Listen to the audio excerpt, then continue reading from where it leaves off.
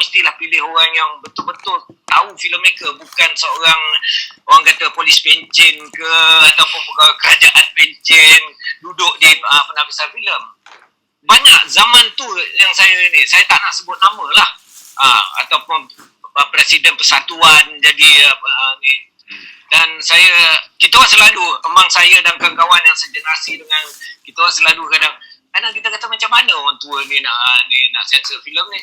Dia pun tak pernah tengok kan adegan-adegan yang tu.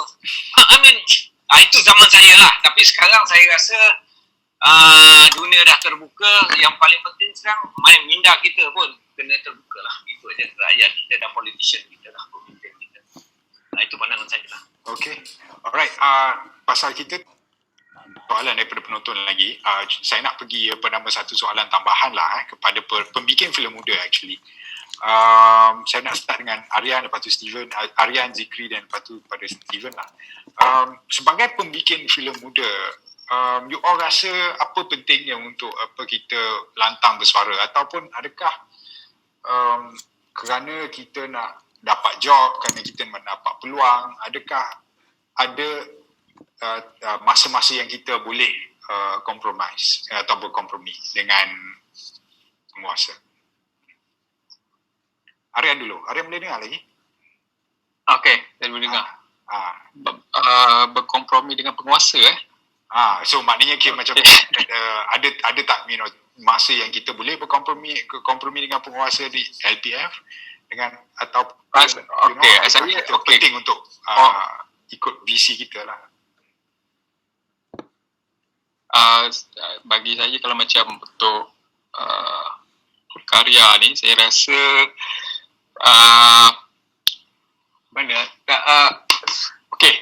untuk perkara ni bagi saya tak ikut apa sebenarnya perkara ni dia work from daripada hati kot, saya rasa macam tu.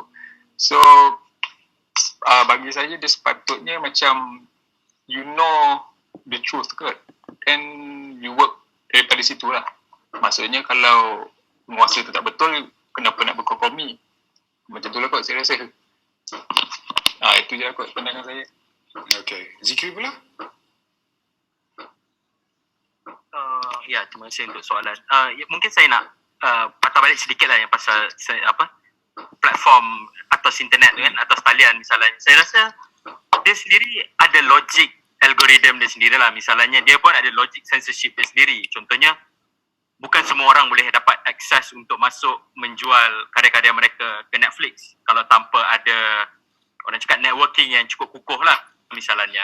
Dan juga mereka sendiri ada kecenderungan untuk self-censored juga beberapa kandungan kalau ada orang yang protes terhadap sesebuah karya. Dan itu yang berlaku. Misalnya kalau tidak salah saya di India ada satu adegan di mana mereka filem tu dia bercium di dalam kuil misalnya. Jadi ada protes yang cukup besar, sekaligus Netflix cakap okay, kita perlu keluarkan filem tu selepas berlaku protes. So maksudnya atas talian sendiri dia ada logik censorship dia sendiri. Jadi tidak sepenuhnya bebas, dan pada waktu yang sama pemerintah sendiri dia akan sentiasa memantau ruang-ruang dalam internet sendiri, dan kerana itu kita perlu bina ruang yang baru.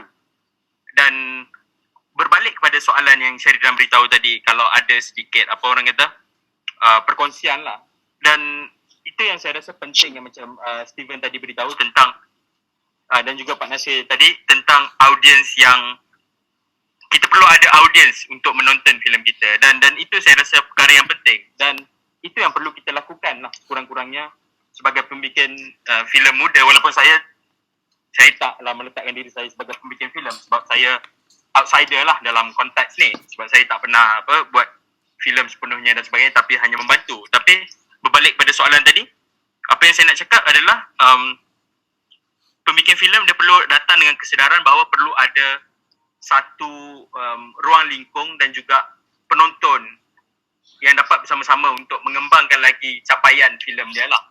So itu yang kita dapat lihat dengan inisiatif-inisiatif kecil di beberapa lokasi di Malaysia sendiri. Kita dapat lihat kawan-kawan dia buat tayangan filem independen, diskusi independen. Itu yang saya rasa tugas pembikin filem muda lah, untuk sentiasa membuka ruang baru. Ya, itu saja. Terima kasih. Okay. Alright, so saya akan break dia, nak ambil satu soalan daripada audience. Ini satu soalan yang actually quite menarik lah untuk filmmaker.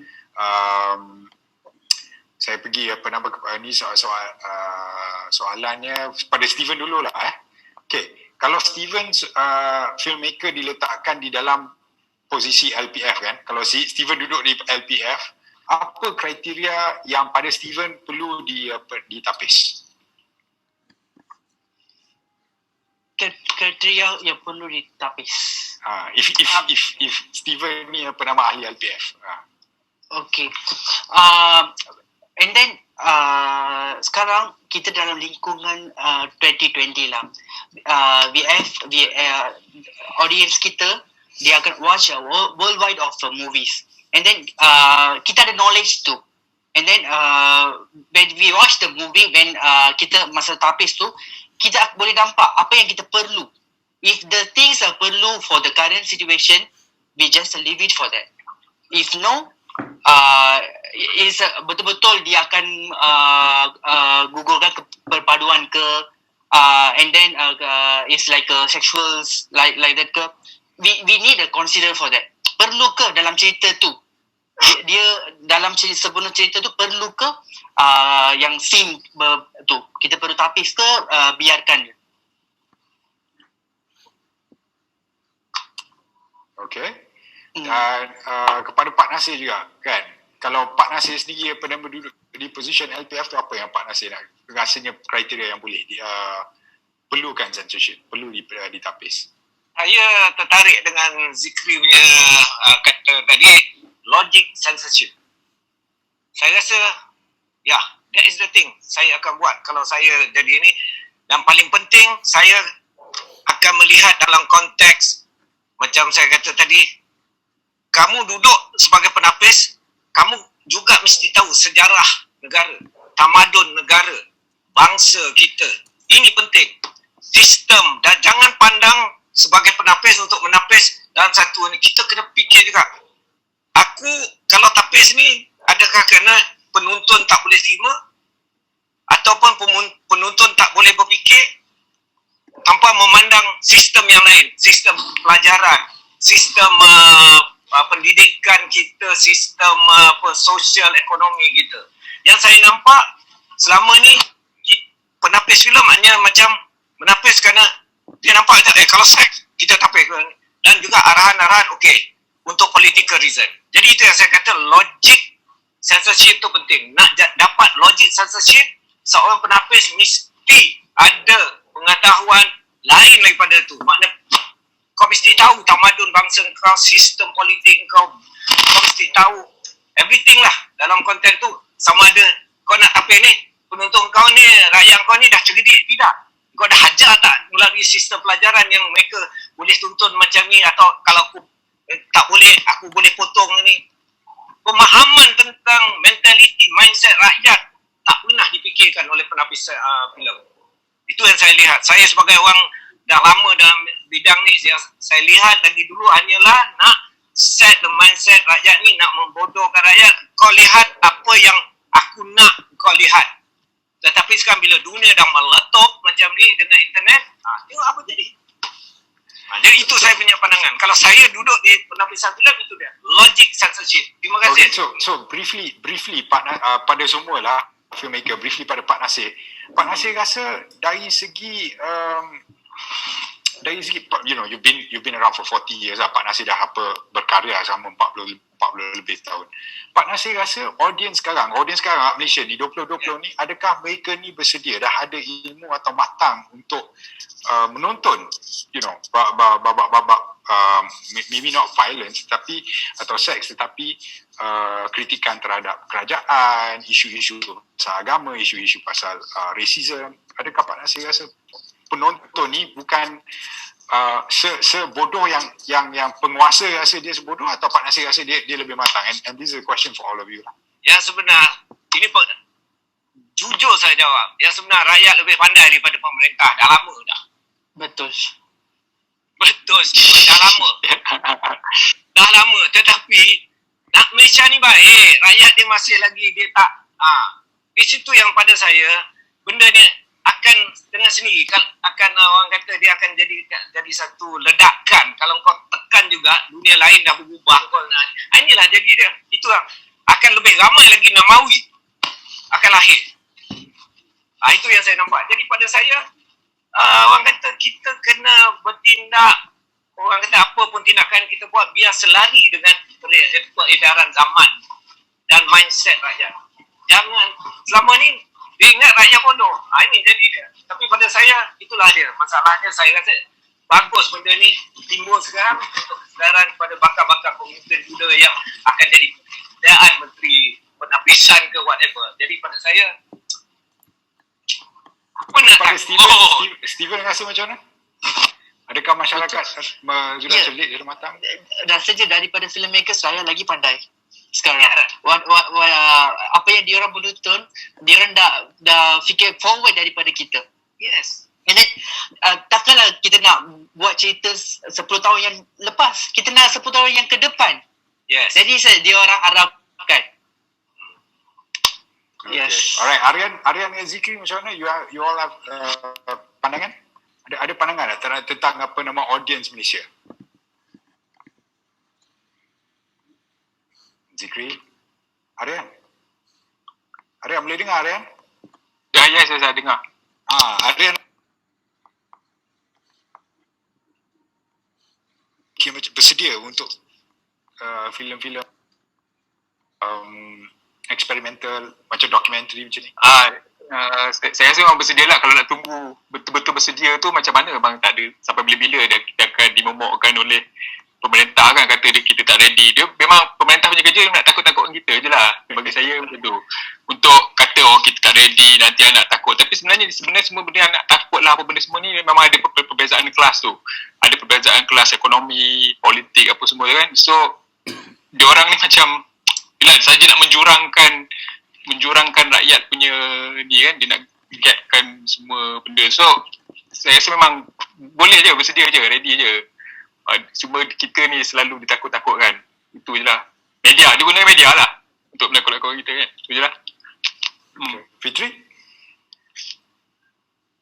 Saya rasa tak ada apa-apa lah yang nak ditambah, sebab saya rasa jelas yang masyarakat dia ada kemampuan untuk berfikir secara sendiri dan secara komunal. Jadinya kita ada akses yang berbeza untuk mendapatkan maklumat dan sebagainya. Dan kalau ada yang tak puas hati, ya kita boleh bincang. Kita masyarakat yang, walaupun kalau boleh saya kata, kita bukan masyarakat dia tak benar rasional. Tapi dalam tak rasional tu, itu yang perlu kita sentiasa bincang lah. Maksudnya itu yang sentiasa perlu kita kembangkan lagi dari segi konfliknya. Kalau ada konflik, okey, mesti ada jalan untuk mencapai konsensus misalnya.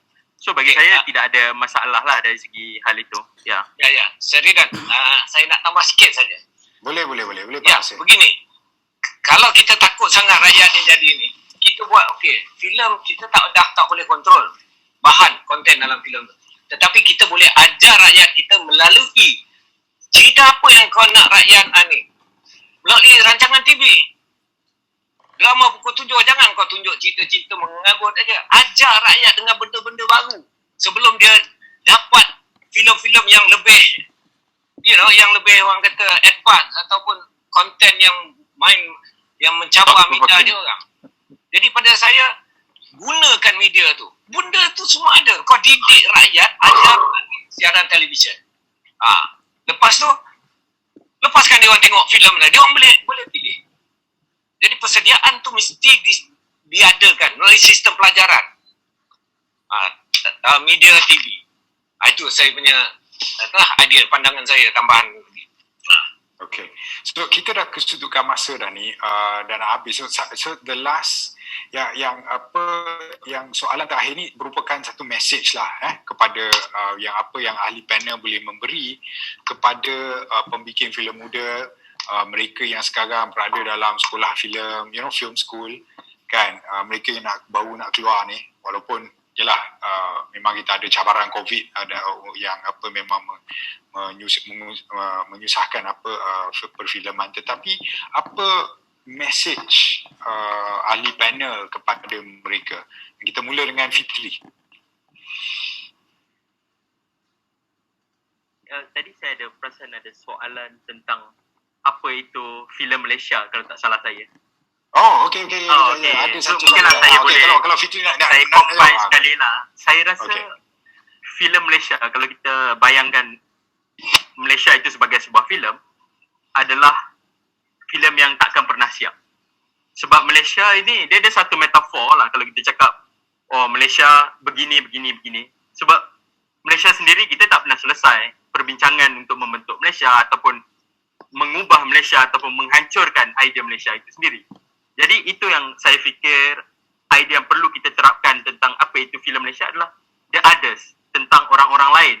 Orang yang belum dikira Malaysia, orang Malaysia, itu yang saya fikir penting untuk kita kembangkanlah dalam konteks dan jangan pernah tapis. Itu saya fikir penting. Dan berbalik pada mesej yang terakhir, saya rasa saya bukanlah orang yang apa orang kata boleh berikan mesej lah, tapi sekurang-kurangnya berkongsi anekdot kecil lah tentang proses pembikinan filem ini dan sepanjang pelibatan itu, bagi saya filem ini dia tak pernah, dia sentiasa akan berkembang, sentiasa akan ada estetik baru.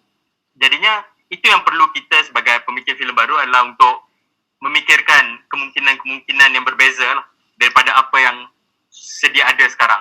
Ya, mungkin setakat itu saja. Alright. Okey, pada Aryan pula? Pada saya pula dia lebih kurang macam Zikri. Maksudnya adalah penting untuk seorang pengarah tu dia untuk sentiasa bertanya mengapa kita membuat satu karya lah. Dia kena bertanya dulu dengan ada teknologi sekarang ni pun dengan pembikinan filem yang makin mudah apa semua, jadikan masa yang lebih tu untuk kita sentiasa untuk berfikir, kaji dan cuba faham apa yang nak kita sampaikan ni. So dan dah tiba masanya lah untuk filmmaker buat filem yang ada percubaan menyampaikan cerita dan bahasa visual bentuk yang baru bagi melawan hegemoni visual daripada filem-filem komersial yang ada sekarang ni lah. Itu kot. Okey, Steven pula. Ataupun Steven also boleh jawab apa soalan sebelum beri last message, jawab soalan apa yang Steven rasa apa itu filem Malaysia, ciri-ciri filem Malaysia. Oh, ciri-ciri filem Malaysia. Yang ditanya soalan tadi Okey, saya dah forward dekat tadi tu kan. Okey, ciri-ciri filem Malaysia.